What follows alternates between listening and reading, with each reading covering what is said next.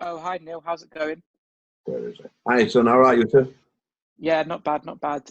Firstly, when you first came to the club, one of the first things you said was that we lacked leaders. And do you think modern day football, we don't have the Roy Keanes, the John Terrys of the world. Is there a different type of leaders on the pitch? Yeah, I think so now. I mean, that has probably been the biggest change that I've noticed, really. I mean, at Cardiff, if I'm honest, we had Gunnarsson and Morrison and, major players. I mean, the fans used to give Morrison a load of stick, but he was my captain. I stuck with him through thick and thin, mate. When I look at, there was him and Gunnarsson and there were two or three players like that could lead and could do my talking on the pitch. We've got Johnny Howson and we've got Britt, but they're not real what I call massive talkers. Are you with me? They talk with the football, really. They talk by doing the business. So I found myself, I've probably been leading a bit more than I would have wanted to, if I'm honest. But it's like I said to you about the glass half empty, half full. You've got to think and look at what we've got, not what we haven't got. So we haven't got leaders. We aren't going to score goals from corner kicks. So we've got to score goals from somewhere else. So we've got to get leaders from somewhere else. And that's why you've got to get other players taking responsibility and talking on the pitch, which is what we try and do.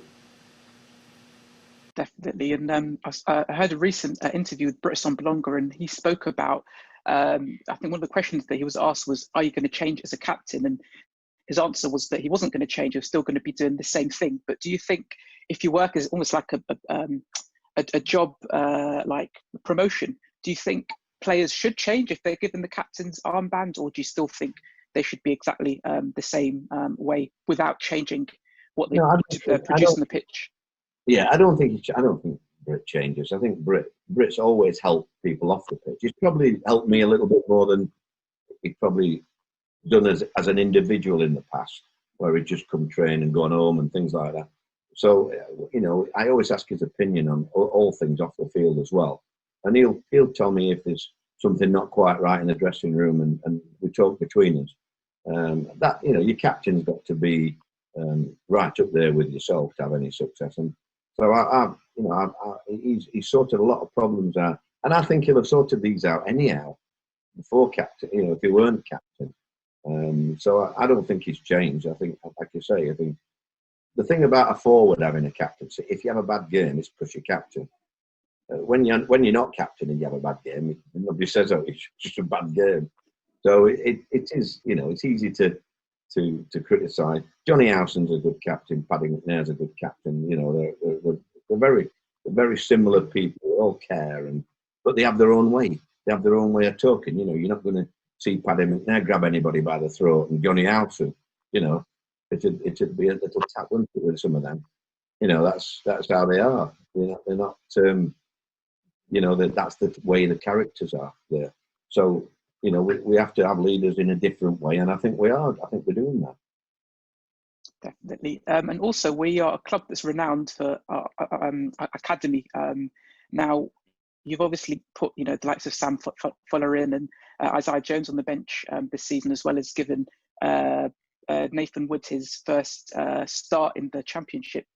Is there any other players that you look at, that's in the under 23s, under 18s, that you think, wow, they're going to be some player in the future? I've never seen a better academy in my life. This is the best academy by a mile. I mean, Craig Liddle and I think Graham Lee takes the under 23s. I think it's at a time where I don't think teams are thinking too much about investing that much in academies, because the Premier League, the EFL sold themselves short when they give the Premier League licence to get young lads from clubs like ourselves for nothing, for peanuts really. That ruined it all. They took a few. I forget what I was trying to think of the comparison with something like in the Bible there, but they took something out of the EFL. The EFL took money off them for once at that time, and it was short-sightedness. They should not have agreed to let the Premier League pinch players from the EFL for peanuts.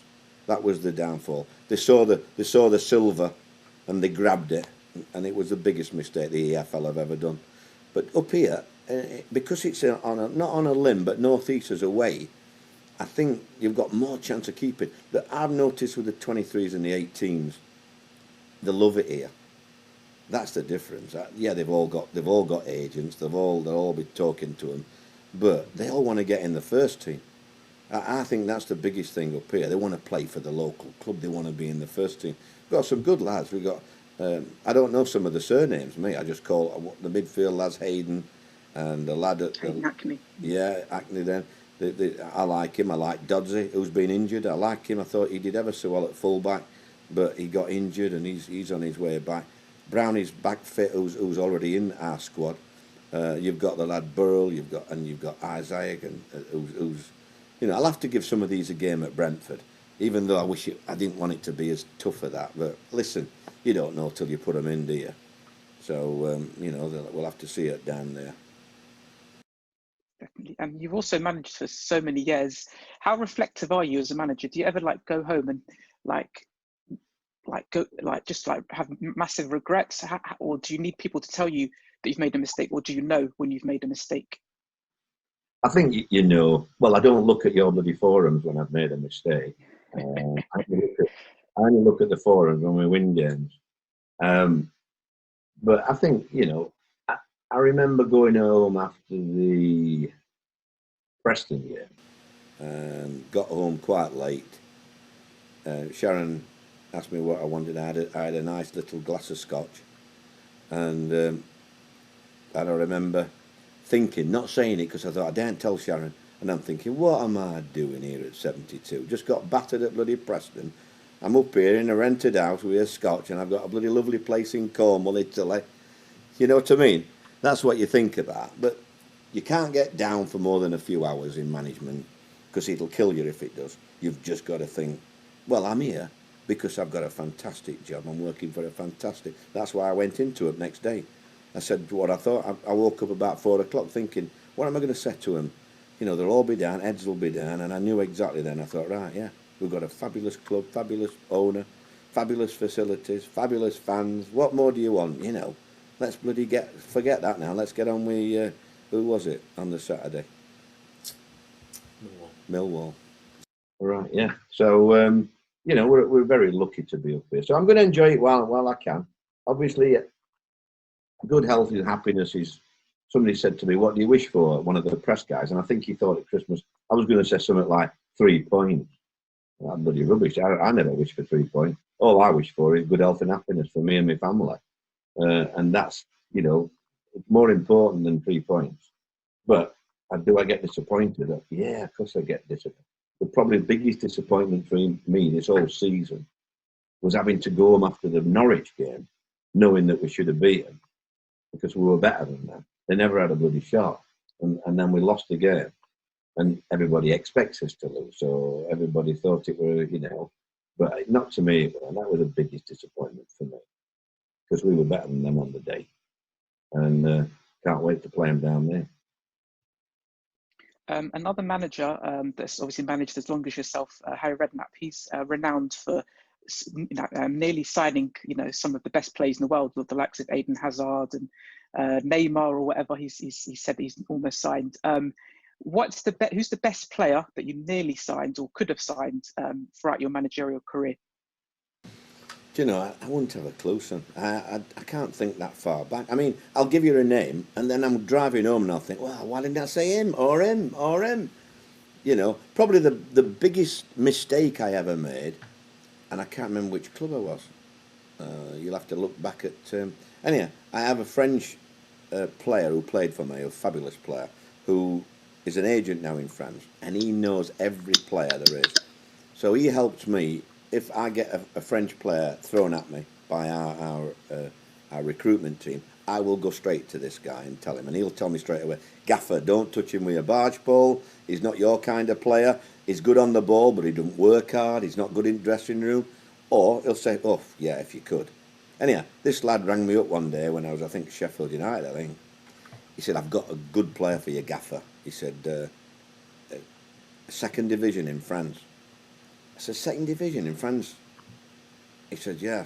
He said, 100 grand he'll cost you.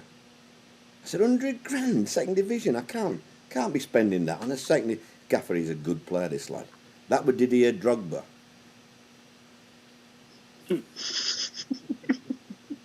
So that shows you how good I am, doesn't it? I said, 100 grand for them. Yeah, Gaffer, he's a good player, trust me.